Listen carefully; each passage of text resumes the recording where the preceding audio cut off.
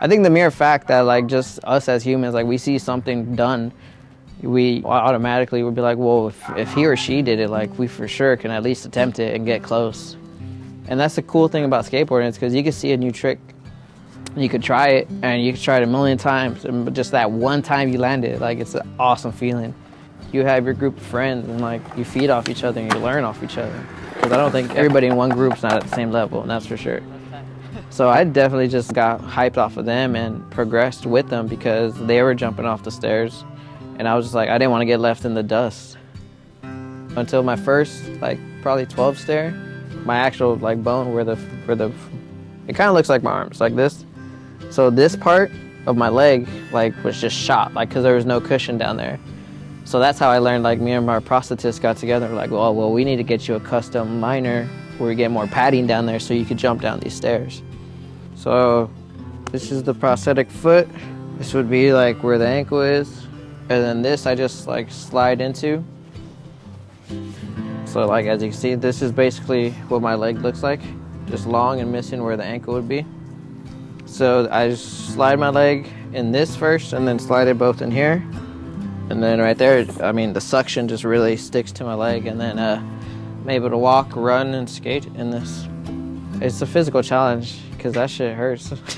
Jumping downstairs is no joke, you know, you gotta be on your A game for that, for sure. I mean, if it's high impact, I'll try to run off a trick if I can. If I can't, then I'll just tumble, or I'll just take the slam.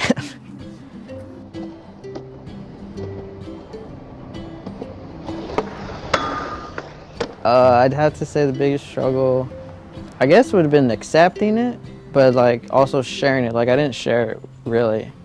I would always just wear pants, you know, keep my hands in my pockets.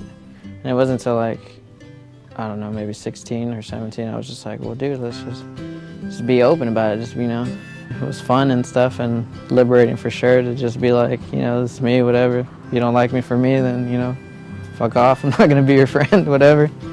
For the most part, I think it was just my own personal battle within myself, just like trying to open up more and dealing with the stairs and points at malls like that. I had a lot of just support, like I said, from my family and friends that, you know, just told me like, yeah, you're different and all, but make it a good different, like don't be all depressed about it. You know, I realized that kind of at a young age and was just like, you know what, dude, I'm just gonna do what I do and just have fun with it. You know, this is how I was made, like this is what God gave me and stuff, so I'll just roll with it, roll with the punches and stuff. You know, skateboarding has showed me that I could overcome some challenges and achieve the goals I've set for myself. It's just been there, you know, it's just something it would be my outlet, relieve stress or just have fun. So, but it's definitely been a big impact and deciding factor of, you know, that I could overcome some challenges. The skateboarding and filming went hand in hand, like you have to film each other, you know, if you want to get exposure, and we ended up just, you know, making VHS copies, tape-to-tape edits, and handing them out around the park, around the city. Got a little exposure, you know. Yeah, and then Adaptive Action Sports approached me, and they were just like, aside from being team rider, they were like, well, can you come out and film our events? And, you know, I was like, yeah, sure. For a fellow disabled person to get to document their story, like, you know, the substantial pieces and stuff. You'll see like maybe a evening news segment about, you know, whatever local hero helps elderly woman cross the street. But I think, you know, and stuff like that where it's kind of just, they take out the substance. And I think, you know, there's on that level, you know, I know a little bit more than let's say most interviewers or whatnot, but I mean, I'm definitely appreciative that I get the chance to find out the soul of the story, you know. AAS is a great resource because before them, like, I didn't know about this prosthetic world. I didn't know adaptive. I didn't know any of that. I thought I was just, you know, pretty much alone, but Adaptive Action Sports is basically a non-profit organization. They get people who have permanent physical disabilities involved in action sports because they believe that action sports encourages independence and self-confidence. You know, you can be a wounded vet returning from the war who used to snowboard, and if that was your only outlet, they'll get you hooked up and back on the mountain riding and doing what you love to do. And if it wasn't your forte, you know, before you lost a limb or whatnot, you know, we show you how to adapt it with your injuries and, you know, have fun with it. And that's the cool thing I think about AAS is they always just want to help everybody out who's disabled, basically.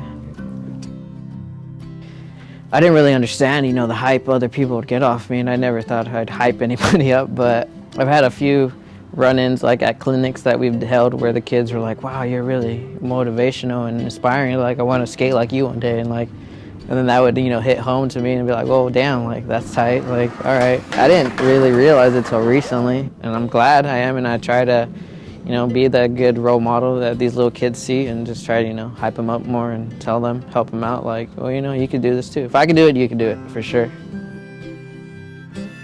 I mean, I looked up to John Comer my whole life, and he's the shit in my books. He's pro, and I want to be at his level still.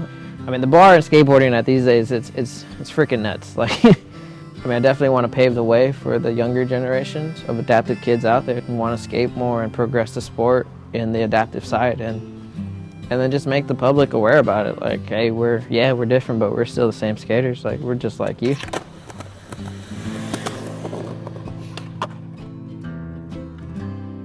And I said, I'm dying. I know I am. I got to get to the hospital right now. It's like everything just hit at once. Basically, within 24 hours, I was in the hospital on life support with less than a 2% chance of living.